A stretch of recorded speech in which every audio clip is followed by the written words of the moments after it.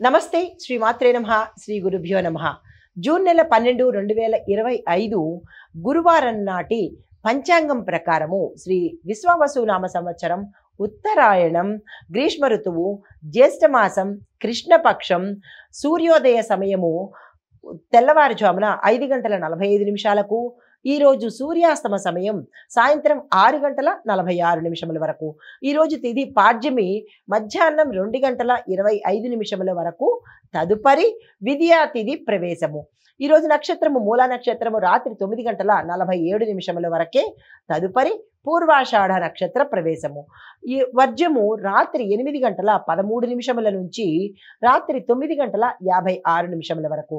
దుర్ముహూర్త సమయము మధ్యాహ్నం 3:18 నుంచి సాయంత్రం 4:10 వరకు. రాహుకాల సమయము మధ్యాహ్నం 1:53 నుంచి మధ్యాహ్నం 3:31 వరకు.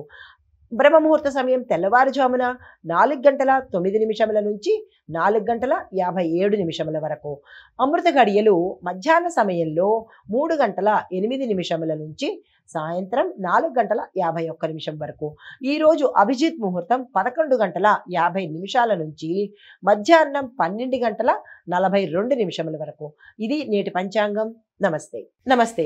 జూన్ 12, 2025 ఈరోజు 12 అంటే మేషాది ద్వాదశ రాశుల వారికి ఎలాంటి గ్రహస్థితులు ఉండబోతున్నాయి, ఆ గ్రహాలు ఇచ్చే ఫలితాలు ప్రభావాలు మేషాది ద్వాదశ రాశుల వారికి ఎలాంటి ఫలితాలు ఇస్తోంది, ఎలాంటి ప్రభావాన్ని చూపిస్తోంది అనే అంశంలో ముందుగా మేషరాశి వారికి గ్రహస్థితులు బుధుడు వృషభ రాశిలో 2వ స్థానంలోను, సూర్యుడు మిథున రాశిలో 3వ స్థానంలోను సంచారం చేస్తున్నారు. అయితే ఈ సంచార ఫలితాలు ఆర్థిక లావాదేవీలు లాభపడతాయి, ప్రాజెక్టులు కలిసి వస్తాయి. లాభాలు ఏ రంగంలో ఉన్న వాళ్ళకైనా విశేషమైన లాభాలు వచ్చే అవకాశం కనబడుతోంది. ఆ లాభాలు ధనపరంగా ఉండవచ్చు, లేదా అంటే పనిపరంగా ఉండవచ్చు. కార్యజయం రూపంలో కూడా కలిసి వచ్చినా అది లాభమే అవుతుంది. కాబట్టి ఈ రోజును అస్సలు వృధా చేసుకోకండి. అయితే కొత్త ఆలోచనలు వస్తాయి, వాటిని అమలు జరిపే ప్రయత్నం తప్పనిసరిగా చేసుకోండి. కుటుంబంలో ఆనందంగా ఉండబోతోంది. ఒక శుభవార్త మిమ్మల్ని ఆనందపరిచేటట్టుగాను, శుభకార్యం కోసం ప్రణాళికలు వేసుకునేటట్టు, డెసిషన్స్ తీసుకునేటట్టుగా ఉండబోతోంది. సంతోషించదగిన విషయము. విద్యార్థులకు అన్ని రకాలుగా చాలా ఉండబోతోంది. వ్యాపారస్తులకు కూడా చాలా చక్కగా ఉంది. రాజకీయ నాయకులకు కూడా మీరు ఏ పని అయితే ఆగిపోయిందో మధ్యలో దాన్ని తిరిగి పునఃప్రారంభించేందుకు ఈరోజు చాలా మంచి తిథి. ఆ ప్రయత్నాలు చేసుకోండి. అయితే మీకు చెప్పదగిన పరిహారము, ఈరోజు ఏదైనా గురు సంబంధిత ఆలయ దర్శనం చేసుకొని అక్కడ శనగలను కానీ లేదా పసుపు వస్త్రాన్ని కానీ దానంగా ఇచ్చినట్టయితే కొంత సానుకూలమైన ఫలితాలు గోచరిస్తున్నాయి. తదుపరి రాశి వృషభ రాశి. వృషభ రాశి వారి యొక్క గ్రహస్థితి బుధుడు లగ్నంలోను, సూర్యుడు 2వ స్థానంలోనూ సంచారం చేస్తున్నారు. ఈ సంచార ఫలితాలు ఉద్యోగ వ్యాపార రంగంలో ఉన్న వారికి అన్ని విధాల లాభాలు, ప్రమోషన్స్ రావడము, ప్యాకేజీ పెరగడము, నెక్స్ట్ ట్రాన్స్ఫర్స్, మీరు అనుకున్న దిశలో ట్రాన్స్ఫర్స్ రావడము. దీంతో పాటు వ్యాపారస్తులకు ఏ వ్యాపారం చేసిన వారికైనా సరే మీరు అనుకున్న స్థాయి కన్నా ఒక మెట్టు ఎక్కువగా లాభాలు వచ్చే అవకాశం కనబడుతోంది. పెట్టుబడులకు అనువైన సమయము. కుటుంబంలో ప్రశాంత వాతావరణము, శుభకార్యాలు చేస్తారు. ఆరోగ్యం పట్ల చూసినా కానీ ఎటువంటి అనారోగ్య సమస్యలు ఈరోజు కనిపించటం లేదు.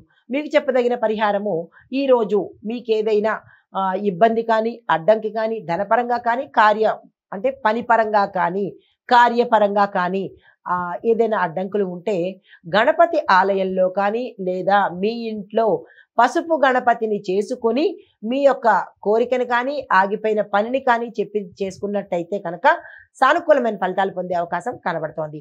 తదుపరి రాశి మిథున రాశి. ఈ రాశి వారి యొక్క గ్రహస్థితి బుధుడు 12వ స్థానంలోను, సూర్యుడు లగ్న స్థానంలోను సంచారం చేస్తున్నారు. అయితే ఈ సంచార ఫలితాలు కొంత ఆలోచనలు, మీది ఏ రంగంలో ఉన్న వాళ్ళకైనా సరే మీ యొక్క ఆలోచనలో గందరగోళం అనేది ఏర్పడుతుంది. ఒక క్లారిటీ రాదు, సంశయంగా ఉండబోతున్నారు. ఏ పని ముందుకు వెళ్ళేటట్టుగా కనిపించడం లేదు. అది కుటుంబ పరంగా కావచ్చు, వృత్తిపరంగా కావచ్చు, వ్యాపార పరంగా కావచ్చు.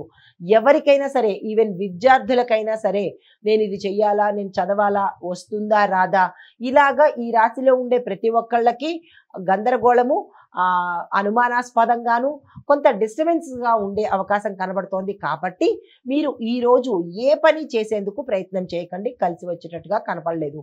అయితే ఖర్చులు కూడా మీకు అనుకోని ఖర్చులు పెరగడము, అనుకోని ఖర్చులు రావడము, ఖర్చుల మీద నియంత్రణ కోల్పోవడము, ధన నష్టం జరిగే అవకాశము, చోర భయము ఇలాంటివి గోచరిస్తున్నాయి. జాగ్రత్తలు తీసుకునే ప్రయత్నం తప్పనిసరిగా చేసుకోండి. అయితే ఈరోజు ప్రత్యేకంగా శనివారం కానప్పటికీ నవగ్రహ ఆలయంలో నల్ల తెలలు అనగా నల్ల నువ్వులను మీ పేరిట దానంగా ఇచ్చుకున్నట్టయితే ఒక స్థిరమైన సానుకూలమైన ఫలితాలు పొందే అవకాశం కనబడుతోంది.